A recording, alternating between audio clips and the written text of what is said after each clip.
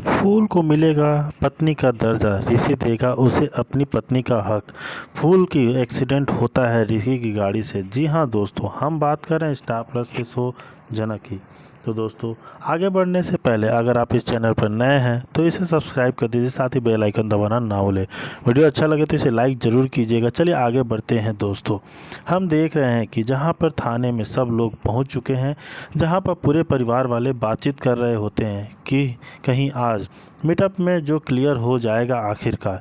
तभी अदिति यह बोलती है कि आप चिंता मत कीजिए, हमारे पिताजी ने सब बात कर ली है, बस थोड़ा मोड़ा आपसे कुछ सवाल पूछे जाएंगे, बस थोड़ा इन्वेस्टिगेशंस होगा, बाकी कोई दिक्कत की बात नहीं है। वहाँ पर ऋषि को टेंशन काफ़ी ज़्यादा हो रहा होता है कि पता नहीं आज क्या होगा, लेकिन फूल के कहने के बाद ऋषि को थोड़ा सा हल्का लगता है। तभी वहाँ पर जो इन सब लोगों को बुलाया जाता है, ऋषि पहुँच जाता है इन्वेस्टिगेशन रूम में। वहाँ से पूछताछ की जाती है कि आप बताइए कि ऋषि को क्या आपके साथ ऐसा क्या हुआ जिससे आपको फूल से शादी करनी पड़ी। तो ऋषि वहाँ पे गांव में बिताए सब हर एक बात, छोटी से छोटी और बड़ी से बड़ी, जो भी उसके साथ हुआ वो सभी पुलिस वहाँ पे बताता है। तभी ऋषि वहाँ पर कोई झूठ नहीं बोलता, सारी बात सारी सच्चाई सबके सामने खोल कर रख देता है कि क्या क्या आखिर उसके साथ स्टार्टिंग से हुआ था। तभी बता देता है कि हम जो उनसे कभी नहीं हो पाता, किसकी बेटी के साथ क्या करें, बट आखिरकार बाद में हम जिसको पकड़ने के लिए गए थे, यानी अनिरुद्ध को, जो कि वहाँ का चला गया था, जी उसकी बेटी है। तभी उसने सोचा भी नहीं था कि यह सवाल उसके जवाब मिल जाएंगे, इसलिए हम थोड़ा सा जो है उसके नज़दीक थे और उसके घर में रह रहे थे। लेकिन जब से ऐसा हुआ ना कि एक मुसीबत के कारण हमको वहाँ रुकना पड़ा, तब लोगों के साथ एक रात गुजारने का मतलब वहाँ पे शादी करा दी जाती है। अगर हम किसी लड़की के साथ किसी एक जगह पे रात गुजारते हैं तो हम वहाँ पे लोगों की शादी करा दी जाती है। वही चीज़ हमारे साथ भी हुआ। लेकिन वो बोल रहे थे यह भी कि सारी जो हम लोग अनिरुद्ध के प्रति जो करने गए थे, वो सब कुछ होने के बाद यह सब कांड हो गया। ऐसे में फिर उधर दूसरी तरफ आ रही थी फूल, जिसे देख अदिति देख के बहुत ज़्यादा गुस्सा हो जाती है और कहती है कि तुम यहाँ पर क्यों आई हो। तभी यहाँ पर जो फूल सबके सामने कहती है कि आप लोग इतना टेंशन मत लीजिए, हम अपने मन से नहीं आए हैं, पुलिस वालों को फ़ोन आया था मेरे पास, इसलिए हम यहाँ पे आए हैं और ऐसे पुलिस वाले के गवाह के लिए यहाँ बुलाया गया है। तभी उधर से आ जाता है ऋषि। वह भी कहता है कि ऋषि देखकर सारा झंझट ही ख़त्म हो जाए, तुम यहाँ पर क्या कर रही हो। फूल साफ साफ बता देती है कि यहाँ पर आप ही लोगों को बुलाया गया था, तभी मैं आई हूँ, जो कि इसकी खबर ऋषि को नहीं थी। तभी वो बोल देता है कि वहाँ पर जाके ना और कुछ बक देना, जिससे और मेरे लिए क्रिटिकल प्रॉब्लम्स क्रिएट हो जाए। तभी वहाँ से जो है फूल निकल जाती है। इधर अदिति को बहुत चिंता हो रही होती है कि ऋषि तुम सतर्क रहना, कहती है ऋषि से कहीं और कोई उलझन में फंसा ना दिया जाए तुम्हें। जहाँ पर फूल जाते हुए सोचती है कि मैं आखिर क्यों क्या कहूँगी। तभी पुलिस वाले जो हैं उसे सलाह को पूछते हैं कि आपको जो हुआ था ऋषि सब कुछ तो बता दिया, अगर आप चाहें तो ये सारी रिकॉर्डिंग आप सुन सकती हैं, हम कहें तो आपको सुना दें। लेकिन वो कहती हैं सुनने की ज़रूरत ही नहीं है, वो बहुत अच्छे इंसान हैं और जो कुछ कहे होंगे ना सब कुछ सच ही कहे होंगे, उसमें कोई दो बत की बात नहीं रही हो सकती। जहाँ पर पुलिस वाले कहते हैं इतना ट्रस्ट, बोलते हैं कि हाँ, तो एक ही पुलिस वाले में से कह देता है कि क्या आपने उनको पति मान लिया है। तो फूल कहती है पति तो नहीं, मतलब वो जो है ना, बात है कि कुछ बतंग नहीं मतलब होना चाहिए, कि समझ में बोल देती है, जिससे कि पुलिस वाले जो है भी और ज़्यादा इस पर ट्रस्ट करने लगते हैं और कहते हैं कि वो बहुत अच्छे इंसान हैं, उन्होंने हमारे रहने के लिए शरण दिया है और हमारे साथ जो कुछ हुआ था ना, वो गांव वालों ने ज़बरदस्ती किया था और शादी जो भी हुई थी वो भी ज़बरदस्ती ही हुई थी, दो लोगों का मेल नहीं था। इस तरह की बातों से ना सबके सामने कहती है, जिससे सभी लोगों को जो है बहुत अच्छा लगता है। कहते हैं कि आपके बयान को जो रिकॉर्ड कर लिया गया है यहाँ पर हम लोगों ने ले लिया है। तभी उधर से बुलाया जाता है अदिति और ऋषि को भी। वहाँ पर पूछताछ करते हैं कि अदिति से, जहाँ जहाँ कुछ भी पूछताछ होती जाती है अदिति जो है सब कुछ बता देती है। ऐसे में पुलिस वालों को यकीन हो जाता है कि ऋषि कैसा आदमी है। वो कहते हैं कि आपको बता दें, जो फूल बताई है ना वह बिल्कुल सब सही बता दी है, यानी कि इनके अनुसार से अब उसके आपके ऊपर बता दे कि कोई कंप्लेन नहीं होती है, कोई भी शिकायत नहीं होती है।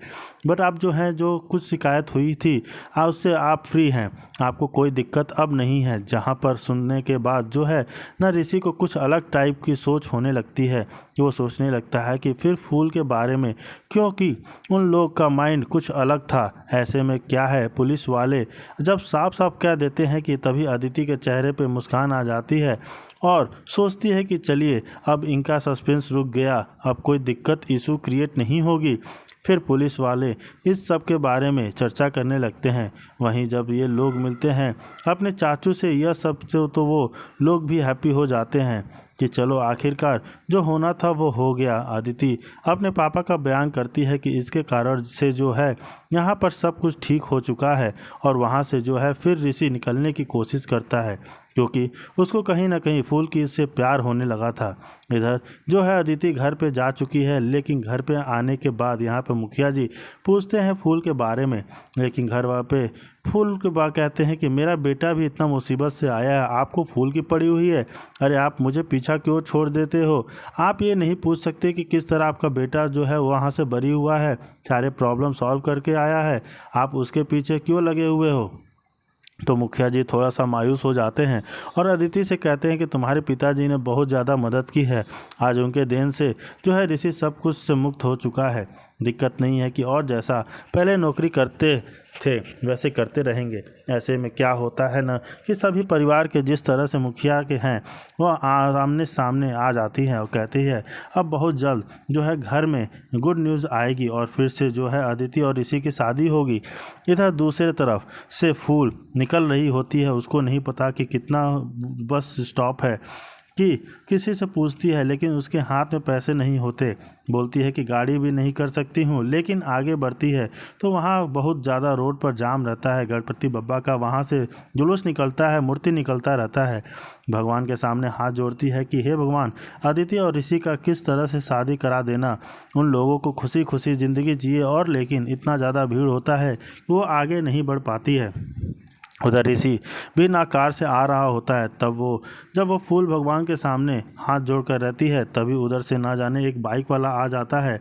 बाइक वाला उसे धक्का लगा जाता है और धक्का ऐसा लगता है कि पीछे से आ रहा होता है ऋषि कि उसी गाड़ी से धक्का लग जाता है और फूल वहीं पर गिर जाती है। ऐसे में ऋषि काफ़ी ज़्यादा घबरा जाता है और जैसे ही कार से बाहर निकलता है देख लेता है कि फूल को और भी ज़्यादा वो चिंतित हो जाता है और इतना ज़्यादा खून में लथपथ होती है फूल कि ऋषि को कोई दिमाग नहीं काम करता। कहता है कि आप लोग पहले रास्ता जल्दी से खाली करिए, इसे हॉस्पिटल लेके जाना है।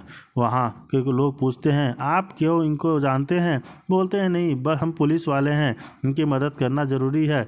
लेकिन कुछ लोग यह बोलते हैं कि कैसे पुलिस वाले हो यार, तुमने इसको धक्का मार दिया। फिर क्या करता है ना ऋषि उसको उठाने की कोशिश करता है गोद में और कहता है कि बस इनको कुछ ना हो, किसी तरह ये सलामत रह जाए। बहुत अच्छी लड़की है, इसके कुछ पुराने बातें जो हैं आपको याद आने लग जाती हैं। तभी गोद में उठाने के बाद कहता है आप लोग पहले रास्ता खाली कराइए, इसको जल्दी से हमें हॉस्पिटल लेके जाना होगा। तभी रास्ता तो खाली नहीं होता बट उसे अपने गाड़ी में बैठा लेता है। तभी उन लोग कहते हैं कि आप पर क्या भरोसा किया, आप कौन हो? तभी कुछ लोग उसके गाड़ी में बैठ जाते हैं वहाँ पर चलने के लिए, कहते हैं कि चलिए हम आपके साथ चलेंगे। लेकिन ऋषि की काफ़ी ज़्यादा चिंता हो जाती है कि कहीं फूल को कुछ हो ना जाए। तभी वो जो उसके तरफ देखता है ज़्यादा घबराता है बट रास्ता क्लियर नहीं हो पाता। तभी एक और पुलिस वाला मिल जाता है और कहता है रास्ता क्लियर कराने के लिए ऋषि, बट वो रास्ता क्लियर नहीं करा पाता बट पूछने लगता है कि आखिर एक्सीडेंट कैसे हुआ। वहाँ पर निकल पड़ते हैं, लेकिन पुतुल यह बोलती है कि यह भी एक परिवार का सदस्य है, आप लोग ऐसा क्यों सोचते हैं कि ये नहीं मिलेगी?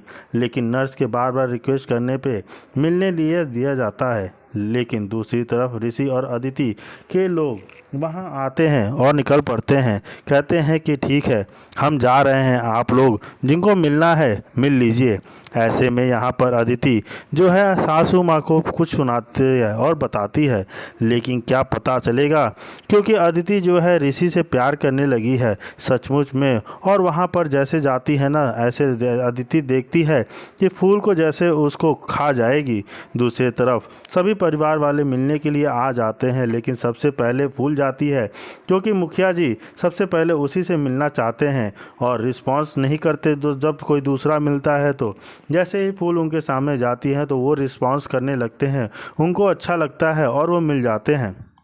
जैसे ही फूल कुछ बोलती है तभी पुतुल दीदी ना सॉरी सच्चाई और राज सबके सामने और मुखिया जी के सामने खासकर खुलासा कर देती है कि आज आपकी जान बची है तो बस फूल के कारण। पिताजी, आपको नहीं पता कि यहाँ आपका कोई हमारा जो रिश्ता था, जिस पहले दिल था, लेकिन अब तो रिश्ता खून का हो चुका है। लेकिन फूल यहाँ मना करती है कि प्लीज़ ऐसा मत बोलिए, लेकिन पुतुल को नहीं रहा जाता और सारी सच्चाई सबके सामने बोल देती है। लेकिन घर के परिवार के वालों को रिएक्शन कुछ अलग ही होता है। वो लोग सोचते हैं कि यह इतना बुराई क्यों कर रही है, लेकिन सब जब जानने के बाद मुखिया जी के दिल में और भी फूल जगह बना लेती है, जहाँ पर वो यहाँ तक कह देते हैं कि आप लोग यहाँ पर क्यों खड़े हैं, जब मिलने की जाहिर करते हैं सब यहाँ पर रहते हैं तो कहते हैं यहाँ पर बस फूल रहेगी और आप लोग चले जाइए, फ़ोन करके समाचार भी ले सकते थे ना, क्या ज़रूरत था यहाँ पर काम धंधा सब छोड़ के आने के लिए। लेकिन यहाँ पर जो है सब बात कुछ ज़्यादा ही बढ़ जाती है और वो लोग जो है बातचीत करके निकल जाते हैं। तो दूसरी सुबह यहाँ पर पुतुल और फूल दोनों रुक जाते हैं और बातचीत करते हैं, जहाँ पर कहते हैं कि मुखिया जी पापा मम्मी आने वाले हैं। तो कहते हैं आने दो ना, क्या दिक्कत है। पुतुल कहती है आप क्यों टेंशन ले रही हो, हम लोग सब संभाल लेंगे। लेकिन फूल को चिंता ये है कि हम उनको आएंगे आपसे मिलाकर सीधे फिर भगा देंगे। लेकिन मुखिया जी कहते हैं क्यों ऐसे भगाएंगे, वो आपको यहाँ पर रखना, बातचीत करे रहेंगे दिक्कत होगी। लेकिन फूल को यहाँ पर ये लगता है कि ऋषि के साथ कहीं आमना सामना हुआ तो बहुत बड़ा बखेड़ा खड़ा हो जाएगा। लेकिन मुखिया जी कहते हैं कि नहीं, उनको जो है प्यार से लेके आओ, आने दो, कोई दिक्कत नहीं होगी। उधर दूसरी तरफ पराशर जो है सारा अपना बड़ा बोरिया बिस्तर लेकर पहुंच जाता है। ऐसे में वहां पर जो होती है ना नौटंकी, और काउंटर पर वो जाके अंदर नहीं जाने देती। और तभी वहां पर सामने आ जाती है नूतन, इंग्लिश में बातें शुरू करना कर देती है। लेकिन काफ़ी ज़्यादा इंटरेस्टिंग यह पॉइंट है कि अनिरुद्ध बगल से गुजर रहा होता है और देख लेता है कि झनक उसकी आंखें बस देखते ही रह जाती हैं झनक को। झनक का चेहरा वही रूप, लेकिन आज भी झनक कहीं नूतन जो है इतना ज़्यादा बोल सकती है और अनिरुद्ध को सामने वो सारी सच्चाई खुलकर आ जाती है कि किस तरह से वो सबके सामने बेइंतहा प्यार करता था झनक से। और आज सामने देखकर उसको यकीन नहीं हो रहा है आंखों में कि हाँ फिर से झनक हमारे सामने खड़ी हो गई है। अब वो चीज़ें याद उसके होश उड़ जाते हैं और अजब फील होता है। लेकिन जहाँ पर प्रसर कुछ बोलता है कि सब कुछ संभाल लेते हैं नूतन, लेकिन अनिरुद्ध की आंखें से झरना सा हो जाता है, चेहरा हट ही नहीं रहा होता है। बस उसके सामने यह सोच रहा होता है कि अब चाहे जो हो जाए, अब मैं अपनी बेटी का केयर करना होगा।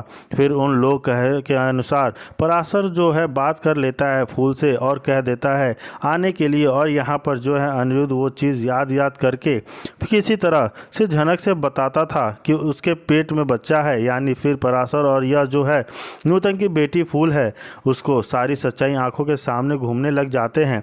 जहाँ पर फूल कहती है कि आ रही हूँ, भागी हूँ, दौड़ती हुई वो वहाँ फूल से निकल जाती है। लेकिन अनिरुद्ध पीछे से देख रहा होता है, सारा कुछ सच्चाई उसके आंखों के सामने है।